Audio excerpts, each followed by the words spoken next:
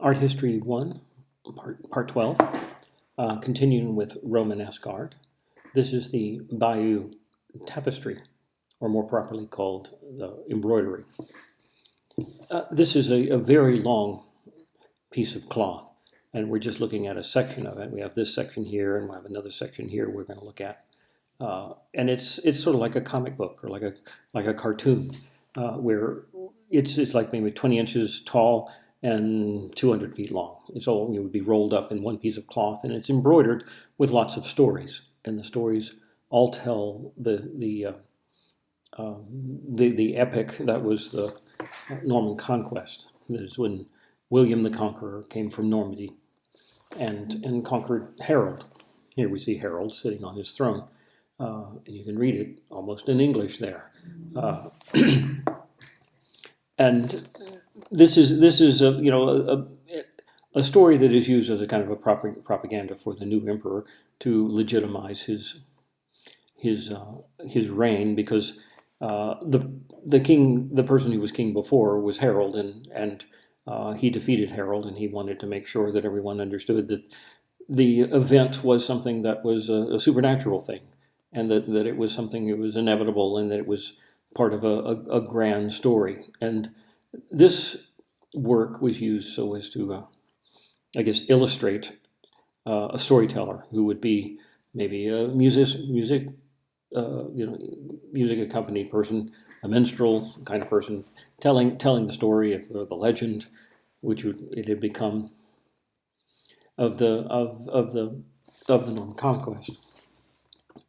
So what we see is lots of figures and in very minimally represented stage sets, and all of it has a kind of a casual, almost childlike rendering of images, because it's the kind of story that works best in this style.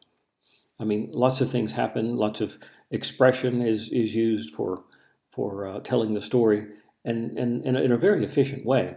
And when you think of the styles that the artists had access to and their options, it's the best style you can imagine for this.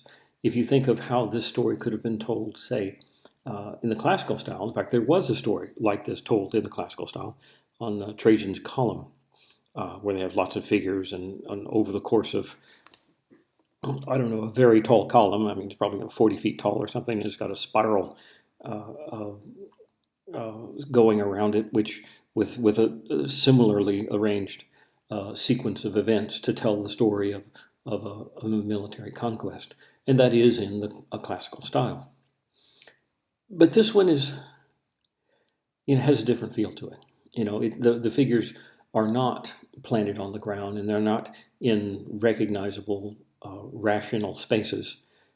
It's almost like I said, a comic, where the figures are very large in relationship to their sets, and the sets are just enough detail to tell where they are. For example, this first group of people are townspeople among buildings in a town, and they're looking at something in the sky, which is what we would call Halley's Comet, or which they would call something like a shooting star or something like that. And you can see here they are mirant is they wonder at the stella, the star.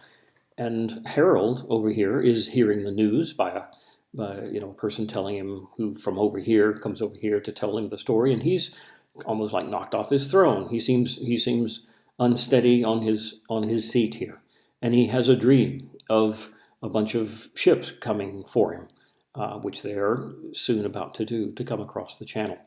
So the storyteller has put together these very large figures in this very small set, and they're all looking up in the air and pointing, and he has just enough information about these people, a cluster of them here, and then one over here that looks up and points, but looks back to make sure everyone else is looking at where he wants to look.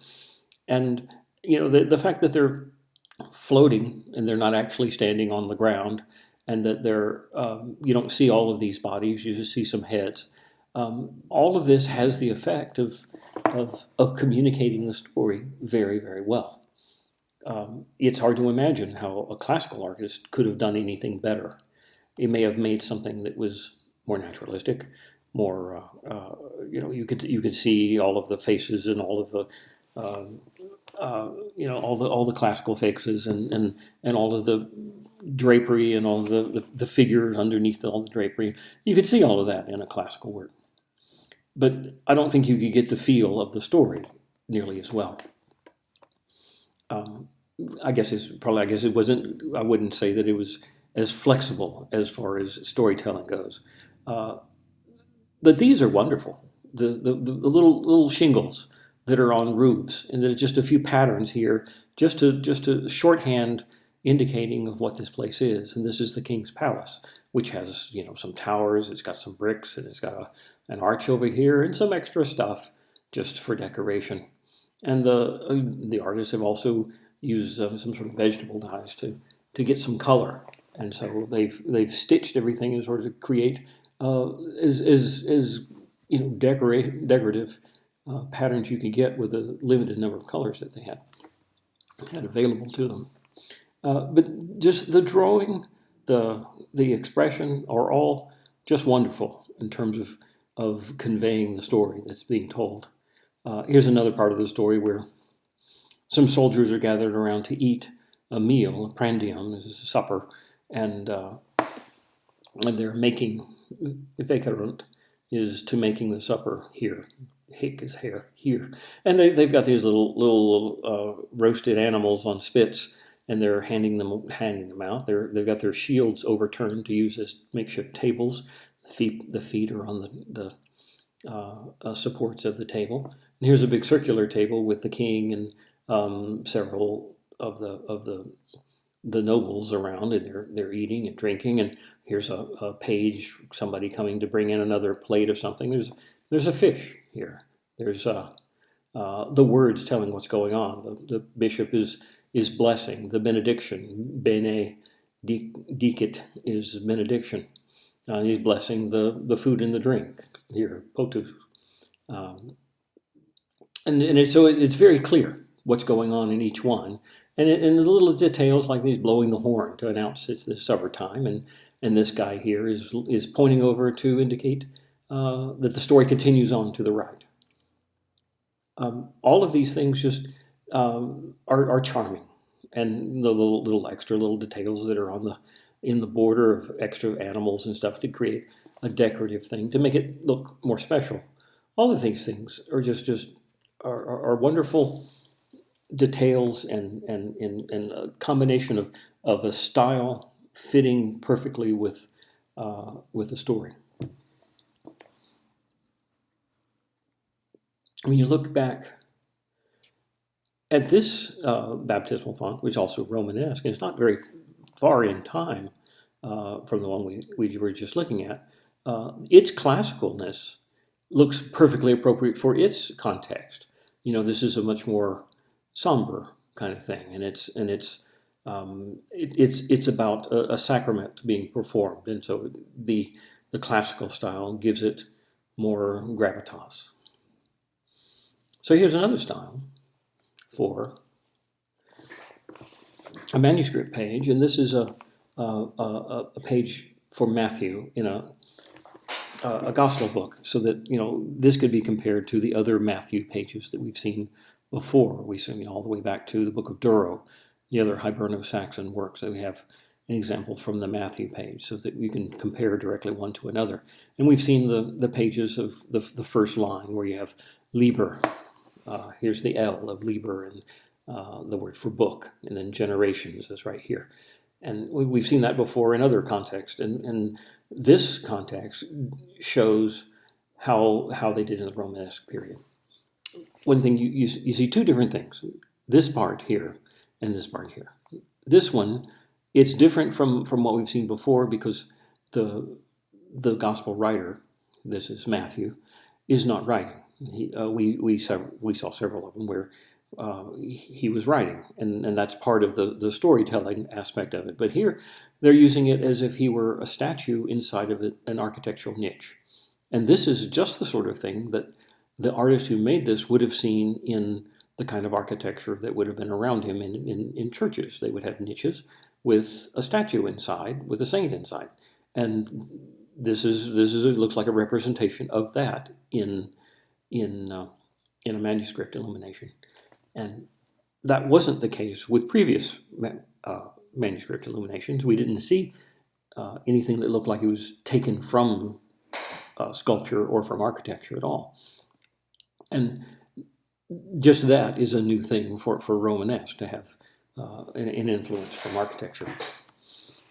Then when you look over to the L letter, first of all, it looks like a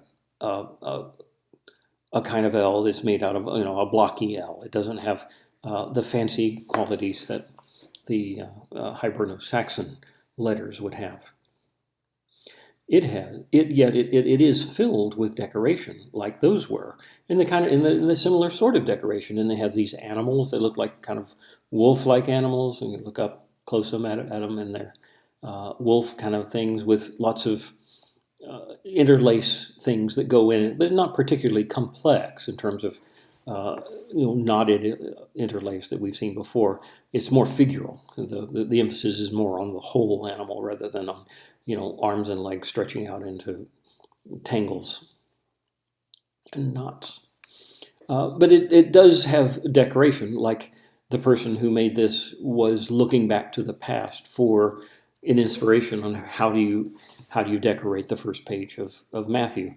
And the references that we've seen before have lots of decoration like this, but this is a clunkier version of it compared to what we've seen before. I mean, if you look, say, at the Book of Kells, and it was at the end of a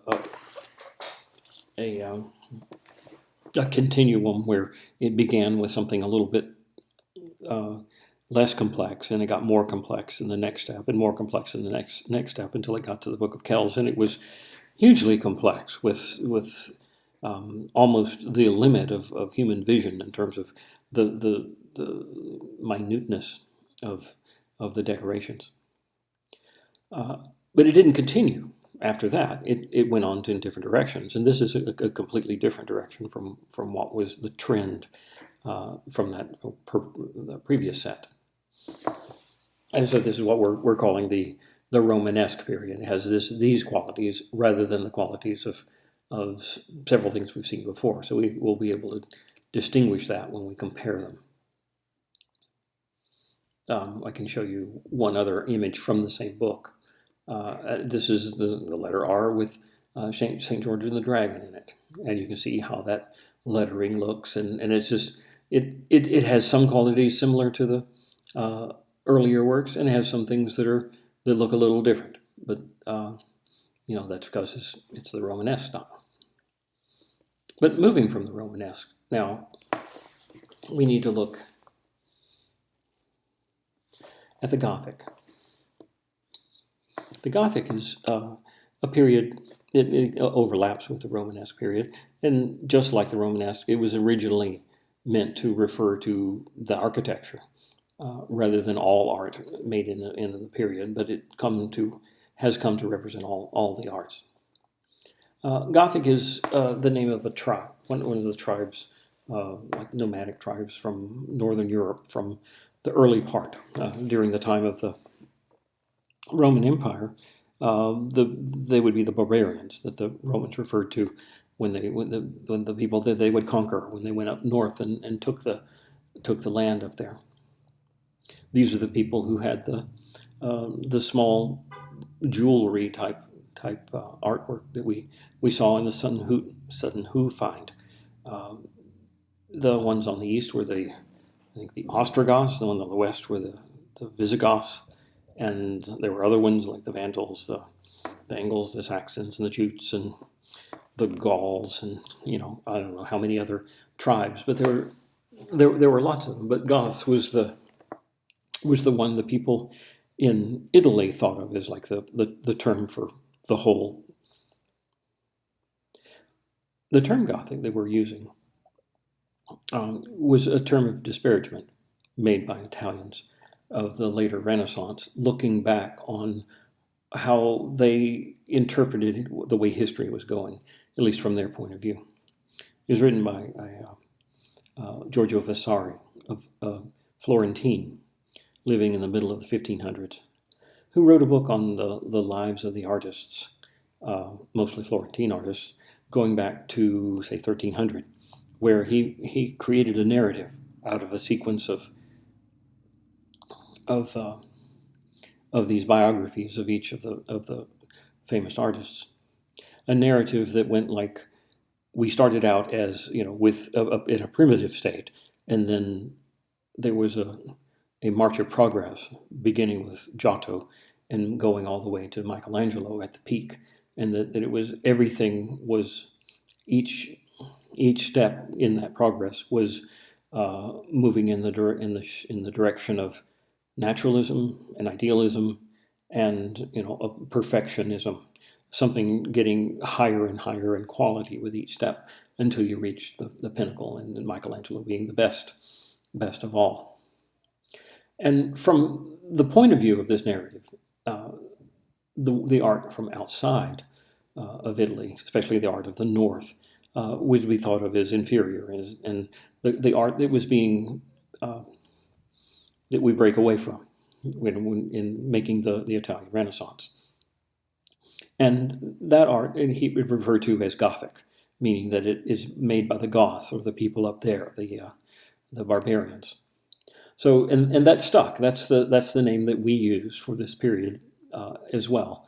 But understanding that it was sort of made by the enemies of this style, someone who didn't like it, and someone who thought that the classical style that was being reborn in the Renaissance was the good style, and that this was the bad style. But anyway, it's not bad at all, as we will see. In fact, it's one of the greatest things that humans have ever accomplished. It began, it grew out of the Romanesque, but there's actually an event that occurred that is really what we call the beginning of the Gothic, and it's in this church. It's called Saint Denis, in just north of Paris. This is a church that was it was associated with the royals of France, of the ruling class. Whenever the kings died, they would be buried in this church, and they would also be, I think, they were coronated as well in this church. So it was associated with the kings, and it was a very important thing. It wasn't the one that's right in the middle of Paris, which is Notre Dame, but this is a little bit just outside, I believe, to the north. And the abbot named Suchet is credited with having brought this idea of what's going to become the Gothic in his rebuilding of this church, or his remodeling of this church. He was building what was going to be effectively another Romanesque church, but he read something that changed the program. What he read was something that was written by somebody from the past. His name was Dionysius, which is the Greek version of Denis, which is the namesake of the church, which in French is Denis. And he thought it was the actual saint that was represented by the church, and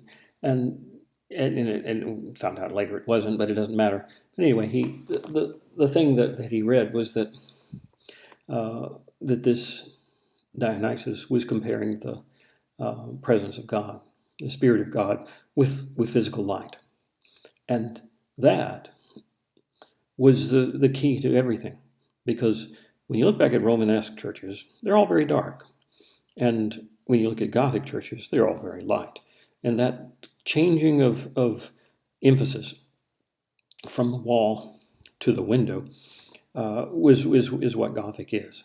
And it all came from one abbot who was in charge of remodeling a church, reading something that says, the light coming in is like the Spirit of God. And if you think of light as the Spirit of God, in a church, you want more of it. And the way the technology of making walls and supporting them and piercing them with windows, all that technology that was developed during the Romanesque, was kind of moving in the direction of making it so that their interest was make it fireproof. So they would take away the wood and have vaulting that was made of stone. And by doing that, you run into some problems. And the way you support that is with rib vaulting. And using pointed arches was the sort of thing you can do to, make things that are very tall and more stable. But combining all those things into one place for the first time, so as to uh, move the emphasis just from fire prevention to adding more light, was really the turning point for architecture from the Romanesque style to the Gothic style. This is called the choir of Saint Denis. I have the ground plan of it. The rest of the church down here is mostly, Romanesque looking. But what we're looking at is just this part. This is the ambulatory going around the apse. This would be the apse of the church, and it has a walkway called an ambulatory going around it. And the extension, the part to the east, notice this is north is to the left here. So this is the east of the crossing down here, is called the choir. So the choir at Saint Denis plus the ambulatory, all of this was new and was made in this new style. And notice that these little black dots here represent little colonnettes that are holding up the ceiling right here. And that these points are minimized, that is made as small as possible, and the wall out here is pierced with as large a piercings as you can get and still hold up all of the vaulting, so as to allow for more light to come in. Notice that a lot of the mass of the wall that's holding up this vaulting is outside the view of the people on the inside. So all this mass right here and here and here are all outside the building, and when you're inside looking out, you don't see that. It's hidden from view because of the stained glass, and later they're going to make it so that to minimize even that, so as to get as much glass in relation to wall as you can have. And this is very early on. I mean, this is the famous the ambulatory that began it all, and it actually is kind of ponderous and bulky compared to what's going to happen later. But still, this ribbing here, and the height of this, the pointed arches, and the size of these windows out here are all part of what's the turning point. When this was made, and all the other representatives from all the other churches came to the coronation of the king in this place and to see the dedication of this place. They all said, went home and said, "Oh, we're going to do that with our churches." And within 100 years, they made, a couple of thousand of these things, each competing with each other in an effort to bring in more light, to make it taller, and to minimize the volume, the presence of the wall, so as to maximize the area of glass. We have one instance of the glass from the original Saint Denis windows. They were removed during the Revolution to avoid them being destroyed. This one image is called the Flight into Egypt, part of the story of Christ as a child, when he and his parents had to flee Bethlehem because of King Herod. Anyway, this is a scene from one of the apocryphal Gospels that says, during that flight, there's a time when Mary is hungry, and Christ, using his power, was able to cause a tree to bend over and make the fruit available for his mother. I think it's a date tree or a date palm. So that's the story being told. But what we see mostly is just the three figures of Mary and Joseph and Jesus, and a donkey going from left to right in an image called the Flight into Egypt, which is a common one, and then you see any number of instances of this throughout the history of art, and it's very it's a standard sort of story. But because this is stained glass, it has certain limitations of how you can represent things. For example, you don't have as much opportunity for detail, and you want to make the figures as large as possible. You want the scenery to be as minimal as possible, and similar to what you have with the Bayeux tapestry we saw before. But this is glass, and so glass has to be the materials have to be melted down and turned into a liquid and blown, and with the pipe and spun around and done. It's a very difficult thing to do. It's a very expensive thing to do, and chemicals and metals have to be added to the glass to create the right colors. But the effect of the whole thing is to make the interiors of this church light up with a glowing rainbow of colors that is part of a supernatural experience when you walk into a cathedral, because they're just astounding. When you walk in, you're filled with awe at the height of the vault, and the space, and the fact the otherworldliness of the architecture, as so different from anything that you would have experienced outside. And once you come in, you have the light coming in, which is all bright colors, brighter colors than you would ever see in the natural world. And you would you hear the echoey sounds of plain song, and smelling the incense. It would be an experience as if you're going to heaven. And since this is the church itself is the city of God, that the experience that they've created is unlike anything anyone would experience anywhere else in their life. And so the effect of these windows and would be to add to that experience. Looking at the way that this is designed, another aspect of it that it's because it's stained glass is these little black lines you see. Every piece of glass is to be surrounded by lead, a metallic lead that molded around the edges of shapes. And because it's also a piece of glass, you can't. It's difficult to break a piece of glass into the right shape. You have to take a bigger piece of red, say, and break it into the shape you want it to make. But it's hard to do that, especially for these reentrant curves here. And if you can imagine this shape here and this shape here being one piece, it would be very difficult to cut this out of it and not break it. And so that's why it's broken into other pieces, smaller pieces like this, and those are surrounded. Part of the surroundings of lead. So that's why you have these little random little black lines in addition to the lines around every shape. Another thing you can do with stained glass that you can add these other little details. There's drawings on top of it by mixing a liquid with some metal filings that you draw like ink onto the glass and then refire it, and those things melt into the glass.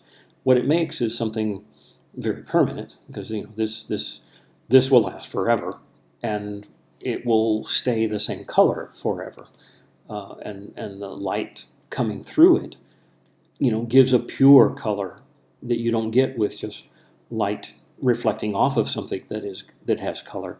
Because that is, a subtractive property, and you're seeing reflected light when you see an object that is blue or red.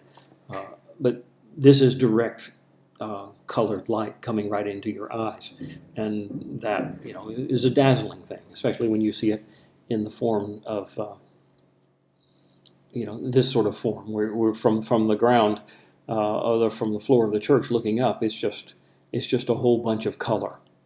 It's hard to even see individual scenes, without binoculars, but these becomes very, very colorful scenes. Throughout the Gothic period, this happens. The earlier ones, start out like this, and they have a certain height, and then as these would become dedicated, and people would see how they are made and how tall they are. They says, we can make one taller, and they make them taller, and if you taller and taller still, until they reach the very limit of how tall they can be. When they started making one that cracked, they said, okay, we can't get any taller than that. But also look at the size of the window within this space. It's very small here, it gets bigger here, and it gets even bigger, and then here it's filling the entire space. And when you fill the window, you have to support all that glass, so you have these little, as small as possible, tracery stone things in here, as well as some iron rods on the outside, a grid of iron rods that are helping to hold that window up and to support it for, during winds and things, other stresses that would happen to them.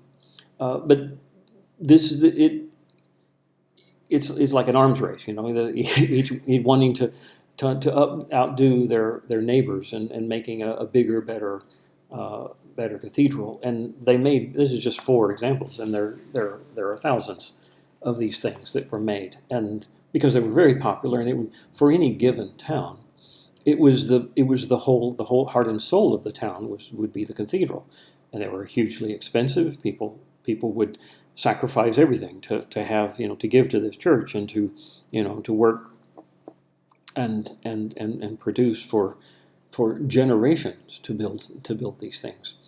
And what they produced was some of the greatest things that have ever been produced by human beings. To go into any of these churches is a wonderful experience, and part of that experience comes from the glass, and part of it comes from just the design, the overall design. You walk in and you feel as though you're in like a fantasy architecture place, with things that don't look like they're possible. If you look, just like this is Chartres Cathedral, which is our next one on our list.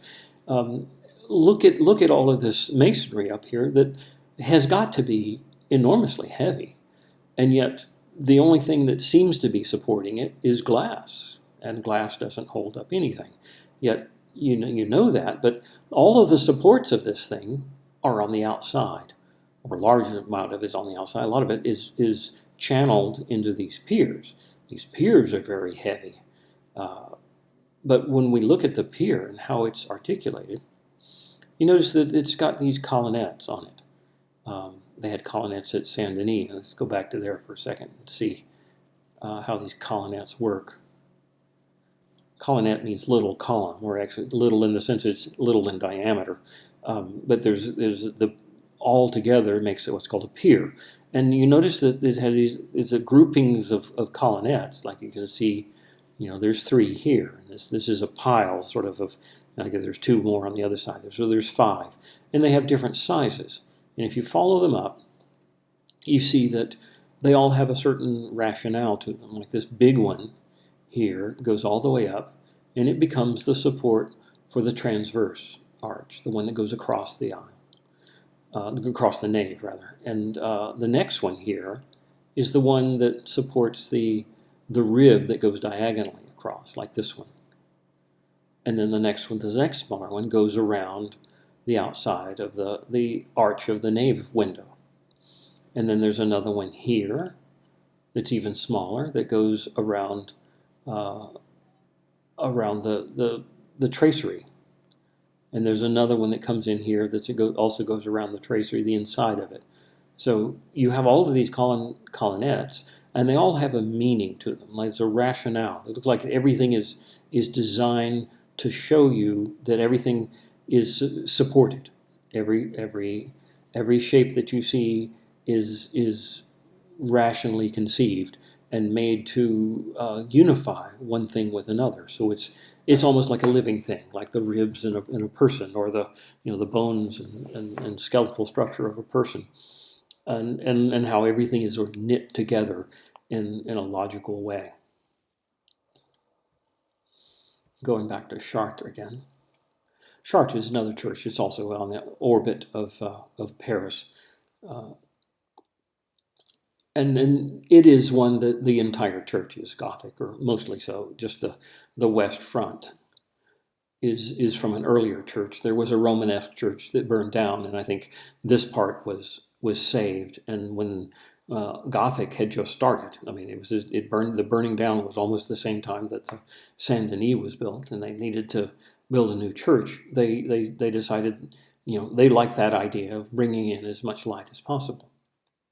And so they kept this part, but then they made the rest of the church. They used the new Gothic style. If you see, they have huge windows and lots of space, and there's windows all on this side. If you remember, the Romanesque church didn't have that much window back here, so it was mostly dark for the whole nave until you got down to the crossing.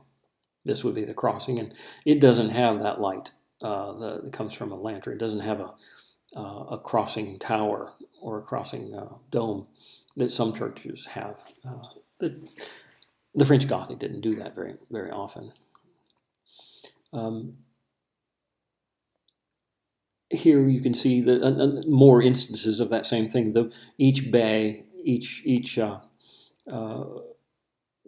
column and each colonnette, has some sort of reason to be. You'll notice there's a little pattern here. There's a sort of a rectilinear colonnette here with facets, and this one is round on this one, and then it goes back to the facets here, and then the round again, so that there's a rhythm going from one to the next as you go down the nave. There's also just the repetition of each one. So you have two bays to create one sort of unit, and that is mirrored on the other side, and you can see how the ceiling, the vaulting represents that. There's a kind of diamond shapes as you go down to create another rhythm over here. So that there's this unity that comes with everything. When you look at the outside of the church, you see that there's a whole bunch of mass out here that's used to hold up the vaults up here, and they are minimized at this top here, where they actually do the pushing against the wall to create the thrust that counters the thrust that's coming down. Their buttresses. This is the mass of that buttress. It has just a little string coming out here, touching here, and that's enough. Just these are the centerings to show as is being built. This holds up the buttress as it goes out this way. It's called a flying buttress because it's sort of, this is the main buttress, and the flying part is the part that goes out here and pushes against this thing, or at least provides something that this can push against when the thrust of arches come down here. And it's an ingenious thing, but when you look at how much mass there has to be, this is the underground part, and the underground part is like 25 feet deep. They have lots and lots of support down here for all this stuff, but this it doesn't appear to be part of the building. When you're inside, you don't see that. All that stuff is outside, and it's made so as to, get it out of your view so that you see the light. That's what the whole point is, that you see the light that comes in, and that light is not obstructed. See the buttresses here, that allows light to come in to those windows down there. Here's some more drawings to show what it would look like during the process of construction. These are the centerings, the wooden centerings that were put so as to hold the stone up before it can, to have a place to put the stone while the mortar sets, and then they could be removed and added and moved to another spot. They're very big, these things, so you can tell, the relation, how small people are in relation to the thing. It's a massive undertaking. Here's this isn't Chartres, I don't think, or it's something similar to Chartres, but it is just like a generic cathedral, and an illustrator is demonstrating how the things are built. Have winches up here to pull heavy objects up, and they can start. They build the walls first. Right now, these walls are they don't have their arches in them. The vaulting is going to go right here. Until the vaulting gets there, it doesn't need the extra support that's going to happen when you get this. Until the vaulting gets there, these aren't doing anything. But you have to have this stuff in place so that when you put the vaulting, it doesn't crumble down. It's I'm sure, logistically difficult to make one of these things because you have to do it all in the right order. But over time, they learned how to do these things, and I'm sure they made a lot of mistakes. This is the area up above where the vaulting is going to be. This is the attic space up here, made of wood, and it will be covered on the outside with lead sheeting. Everything is designed so as to last as long as possible, last forever. And this area is making a roof so as to cover this up, so that when they put the vaulting there, that can be made in a covered area.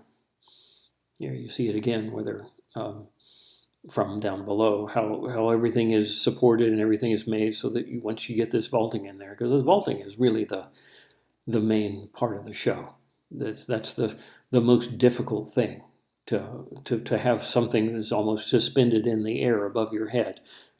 Is it's easy to make a stack of stones, relatively so. Making a stack, you can make it as big as you want. You can add as much as you want. The stone doesn't care. But once you get to here and you start putting things over this space, the space isn't going to hold up anything. All of the engineering goes towards getting this thing supported, and supported in such a way as to allow as empty a wall as possible, so light can come in. Here's another one from the interior, seeing how the winch is actually like a big hamster wheel for people, and they walk inside it to turn this to create the winch to pull up heavy objects. Here, this is the wooden centering. Here's a person putting it together, and as you put stone up here, this supports it until all the stone is there, and then you can take the centering away. Here's a further stage, and here's the assembly of the window. Once you have the tracery in place, then you can start putting the window up, and you can see the grid of iron rods that are used to help hold the thing in place. Here's a chart itself, an actual photograph of it, so you can see how this looks in the finished state. You can see how, if the sun is coming from the left or the right or whatever, it can come through these spaces so as to go into the church. But there's lots and lots of surface area for glass, and relatively a narrow space for the buttress. But the buttress is sticking out very far. But that's okay, because it's not blocking anything sticking out this far. And this is the aisle windows, which are large as well. If you were to compare this photo to a photo taken from a similar place of a later church, then these windows would be even bigger. These would have even more area for glass. Wouldn't have the tracery wouldn't be as much. And I imagine that they experimented and got it as much of the stone out of the way as they could with each new cathedral. Here's what the exterior of the west front, that is the western part of the church, since the church is oriented east and west. Just look at the ground plan of the whole church. It basically goes east and west. Most Christian churches are oriented this way. St. Peter's is not, because of where the tomb was, St. Peter's tomb was. But for this, and most churches, this is the west end, and this is the main entrance for the special occasions.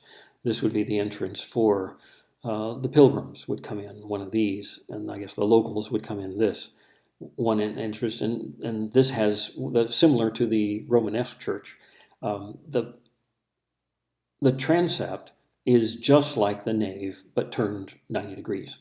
And this aisle down the middle here and this aisle down here act as a kind of like streets. And there's two streets, just like a Roman city would have, a Cardo and Decumanus. The way you would found a city, you start out with an east-west and a north-south as your axes. And just like the Romanesque church, it has an ambulatory. It has a way so that a person can come in on this church and go make their pilgrimage through the church along the perimeter, and it's just more so. This has been extended farther than in some of the Romanesque church. And this is the ambulatory is made even larger, and the smaller apses, I guess you could say, or absidials, are are made larger than they were in the Romanesque church, so as to have more opportunities for light coming in, and also have more opportunities for displaying relics, which is the whole show for the pilgrims coming in. They want to venerate the relics, so they have this very special place to do it in. And if you were to look at the ground plans of later churches, there would be even more here, and there would be even more space, and it would be even more elaborate kind of things. But in this, that we're using as our model Gothic church, it's clear that you can, the design of it is that you start with a module and you just repeat it. And that each one has his own crossing here. This is the vaulting of here, the transverse arches. This is the nave arcade.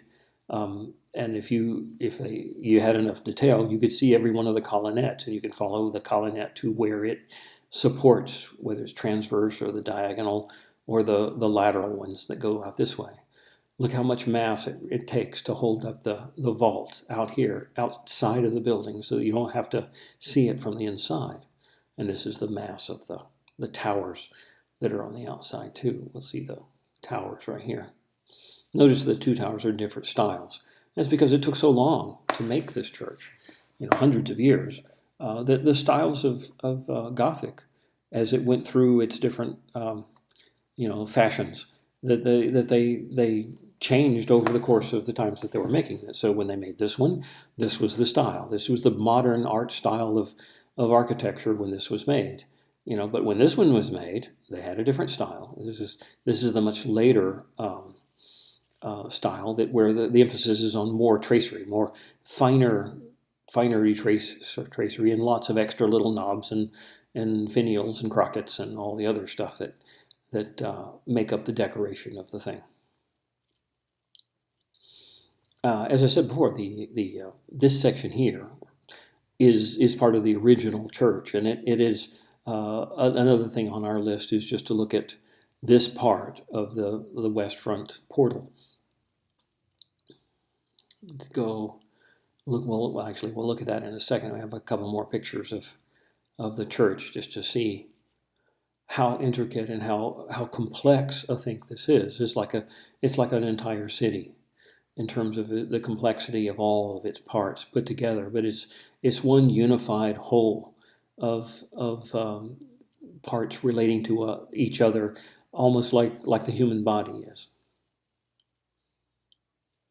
And I would recommend that you also look at these names. I think this one is in your book, and you can see all the names of the parts so that you can talk about it. Transepts, crossing, choirs, pinnacles and finials, portals, flying buttresses, and all the rest, so that you can talk about all these parts and think about them too, because there's a very interesting design. This is just it's so clear when you see all of the parts and see how they all work together that it all makes a kind of sense.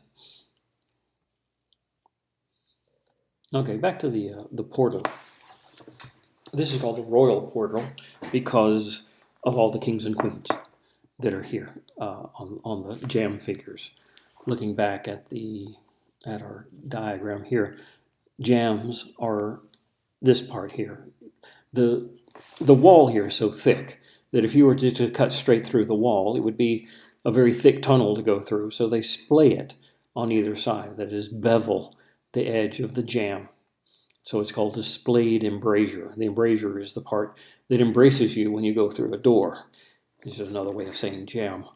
And these embrasures are stepped. That is, if you look back at this, you can see that they are stepped like this. And inside of each step is a column or a little colonnette. And those colonnettes are these. and they have figures on them, and we'll look at those. And it also has a lintel up here, and in this is called the tympanum, means drum. This area here, which fills in the space, and archivolts, which are the continuation of these steps that go across all the way of the arch. There's a main one. The center one is larger than the other two, and is encrusted with all sorts of sculpture, relief sculpture, that is telling the entire redemption story of Christianity. Christ is in the middle as the judge from Revelation. Christ in a mandorla. He's sort of seated like a Roman emperor. He's surrounded by the tetramorph, the winged ox, the winged lion, the winged man, and the eagle. All from the book of Revelation, and also the 24 apostles who are also part of the same story, and then the 12 disciples here. The incarnation is over here with Mary and Christ on her lap. Incarnation of Christ on this side, and the ascension on this side, and the last judgment with the angels and the trumpets on this side. So we have all sorts of other things that are represented in stone, and I think the zodiac is over here, and the all sorts of other things. So it's really a complex program of all of Christianity is sort of explained in the sculptural things. Let's look at the tympanum real quick. This is a model for many. If you look at lots and lots of French churches from the period, they a lot of them copy this one as their model, because this is it's very clear. All of the carvings and all the shapes of all of these animals and all these forms are very clear, and you look at the ones that are copies, you can tell they're copies of this one. Anyway, you have Christ seated on a throne like a Roman emperor, and this style of representation goes back to the Roman emperors, but and then the drapery is kind of like wet drapery of the Greek Hellenistic period. But it is gone through the filter of many, many generations of artists who were more interested in the pattern aspect of drapery than in the revealing the figure underneath kind of thing. So here the drapery becomes little concentric circles, and here they create a bunch of lines that converge over into this area. They make a nice decorative line that goes around here with this little arabesque. The figures of the lines, they're very dynamic and energetic, and this one's facing away, his body is facing away, but his head's turning back.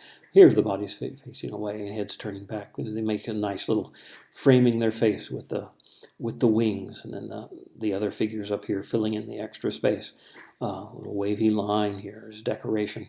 Lots of patterns and decoration. Lots of intense carving in this area with lots and lots of detail. And when you look at that, if you go real quick back to this is in contrast to all of the rest of the facade, which has lots of flat area, and it's all of that concentrated detail is in this one little area. Now this is Chartres, and it's sort of early in the Gothic to have this. When we look at things from later in the Gothic, this degree of sculptural incrustation is over the entire surface. So as we go along, you get more and more of these kinds of things, of this kind of decorative, sculptural decoration. Look at these figures. We've seen this kind of figure before in that sarcophagus of Junius Bassus way back in the early Christian times. The big heads, small bodies. They're wearing Roman togas, but the body you don't really see the body that much underneath, but you do see lots of patterns of the drapery that are abstractions or stylizations from that style, from what was originally the Greek or Greek and Greco-Roman style. The faces all look they're kind of individualized, but they're just a few types repeated several times, and their heads are much larger in proportion to their bodies, and they're sort of forced into a narrow space. You can see their weird twisting of their torso in order to fit them in to their spaces, and then they've decorated the spaces with little, more and more patterns. Everywhere you see, there's patterns, and they want to fill up every space with stuff. These are the jammed figures, and again, patterns everywhere. Everywhere, the little colonnettes here, there's different patterns on each one. It's as if they couldn't help themselves. They just could fill in every space they can with all a variety of patterns to dazzle the eye and to make it look more special and treasure-like. The figures themselves, look at them. They are part of columns, but they are themselves columns. They're cylindrical and tall and skinny, unlike regular human beings. So the normal doll-like proportions that we saw before with big heads and little bodies are now stretched out. So they're not thinking in terms of naturalism at all. But figures to look more like their columns, because they are columns. And notice how they deal with patterns on the drapery with all these. This one has all these scallops, these little arches that go underneath, these catenary arches that come down here with some straight lines here, with this little arabesque here, and lots of straight lines on this one. They got a variety of patterns from one to another, as if they're showing off their imagination of how you can do a different figure each time with a different kind of drapery, so as to make a more interesting pattern each time. Again, kings and queens. Some of them are kings and queens of France, and some of them are kings from the Old Testament. Here they are again as in the bright sunlight, and how you see they're filling all available spaces, and even the capitals are historiated. That is, they have stories that are being told within the capitals.